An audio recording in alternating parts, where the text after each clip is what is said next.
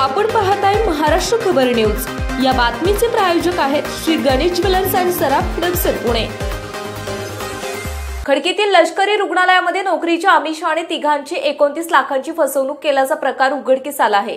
लष्कराची गुप्तचर यंत्रणा आणि पोलिसांनी तपास करून कोल्हापुरातील एकास अटक केली आहे। आरोपींनी तक्रारदारांना बनावट नियुक्तपत्र दिल्याचं उघडकीस आलं आहे। संदीप गुरव असे आरोपीचे नाव आहे। याबाबत सातप्पा वागरे यांनी खडकी पोलिसांमध्ये फिर्याद दिली। वागरे कोल्हापूर एसटी आगारात वाहक आहेत। 2020 मध्ये वागरे यांची एका मित्रामार्फत आरोपी गुरव याच्याशी ओळख झाली होती।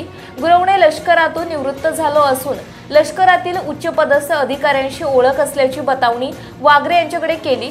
वागरे यांचा भाचा अजिंक्य रेडेकर याला त्याने खडकीतील लष्करी रुग्णालयात नोकरी लावण्याचे आमिष दाखवले आणि वागरे यांची पत्नी माधुरी आणि मेहुणा विश्वास चौगुले यांनाही नोकरी लावण्याचे आमिष आरोपीने दाखवले होते।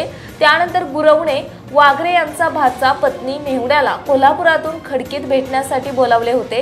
केंद्र शासनाकडून खडकीतील रुग्णालयात जागा भरण्यात येणार आहे। तिघांना नोकरी लावण्यासाठी प्रत्येकी 12 लाख रुपये भरावे लागतील असे सांगून त्याने लष्करी रुग्णालयाच्या एका कक्षात नेले।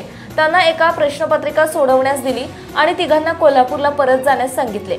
परीक्षेमध्ये उत्तीर्ण करून नोकरीला लावतो असे सांगून त्याने त्यांच्याकडे पैशांची मागणी केली। वागरे चौगुले रेडेकर यांनी कर्ज काढून गुरवला 29 लाख रुपये दिले। नोकरीबाबत विचारणा केल्यानंतर त्यांना पुन्हा पुण्यामध्ये बोलावून घेतले। गुरवने त्यांना कोरोना चाचणी करण्यास सांगितले। गुरवकडे नोकरीबाबत विचारणा करण्यात आली तेव्हा त्याने बनावट नियुक्तपत्र दिले। वागरे रेडेकर चौगुले खडकीतील लष्करी रुग्णालयामध्ये गेले। त्यांनी प्रवेशद्वारावर नियुक्तीपत्र दाखवले तेव्हा नियुक्तीपत्र बनावट असल्याचं उघडकीस आलं। त्यानंतर याबाबत वागरे यांनी तक्रार दिली। आपण पाहताय महाराष्ट्र खबर न्यूज। या बातमीचे प्रायोजक आहेत Shri Ganesh jewellers and Saraf products Pune.